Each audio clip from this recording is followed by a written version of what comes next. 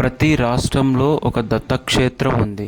కానీ అవి ప్రచారంలో నోచుకోకపోయేసరికి మనకి మొదటగా వెలిసిన ఆంధ్రప్రదేశ్లో ఉన్న పిఠాపురంలో ఉన్న శ్రీపాద శ్రీవల్లభులదే చాలామందికి తెలియదు. కానీ కర్ణాటక గుల్బర్గా దగ్గర ఉన్న గానుగాపూర్ మాత్రం భారతదేశం మొత్తం అందరికీ తెలుసు. దత్తక్షేత్రం ఎక్కడుంది అంటే గానుగాపూర్లో ఉంది అని. అలా ప్రచారానికి నోచుకోకుండా తెలంగాణలో కూడా ఒక దత్తక్షేత్రం ఉంది. అది తెలంగాణలో ఉన్న కరీంనగర్ జిల్లాలో ఉంది. వేములవాడకు అతి సమీపంలో ఉంది. ఆ గ్రామం పేరే వరదవెల్లి.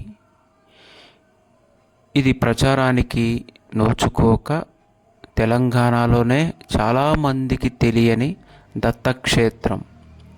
ఇక్కడ దత్తుడు శయన రూపంలో, సర్ప రూపంలో మనకి దర్శనమిస్తారు. ఇది చాలా విశేషమైనది.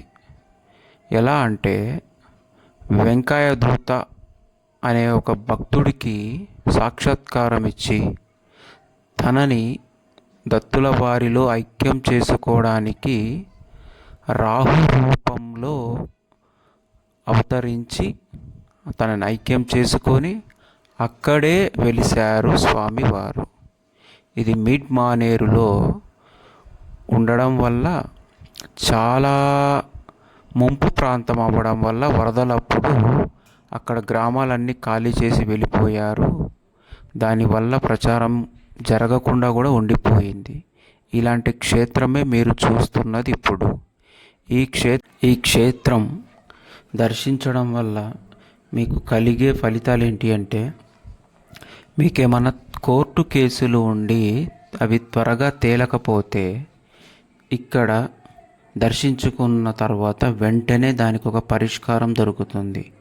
అలాగే సరైన ఉద్యోగంలో ఒక సెటిల్మెంట్ రావట్లేదనో, ఇంకా వివాహం జరగట్లేదు అనో, రాహు దోషం ఉందనో, లేదా నాగదోషం ఉంది అన్నవారు, లేకపోతే మీకు రాహు మహర్దశ జరుగుతున్నప్పుడు ఆ కాలమంతా అగమ్య గోచరంగా ఉంది అన్నప్పుడు, మీ భర్త ఒక చోట ఉద్యోగం, మీరు ఒక చోట ఉద్యోగం, ఇలా ఇబ్బంది పడుతున్నవారు, భార్యాభర్తల మధ్య అన్యోన్యత లేనివారు, మీ చుట్టుపక్కల ఉండే వాళ్ళతో మీరు ఆ ఇబ్బందులు ఎదుర్కొంటున్నవారు, మీ మీద లేనిపోని అభండాలు ఎదురవుతున్న, ఒక మాయా లోకంలో తిరుగుతున్నట్టుగా ఉన్న అహంకారంతో, ఇంకా ఏదో నేను చెయ్యబోతాను, సాధిస్తాను అనే ఊహ మాత్రం ఉంటుంది. వాస్తవంలో కుదరని వాళ్ళు, లేదా అబార్షన్లు అవుతున్న వాళ్ళు, సంతాన నష్టం జరుగుతున్న వాళ్ళు, ఇలా చాలా వాటికి పరిష్కారం దొరుకుతుంది ఈ వరదవెల్లి క్షేత్రంలో దర్శించుకుంటే. సహజంగానే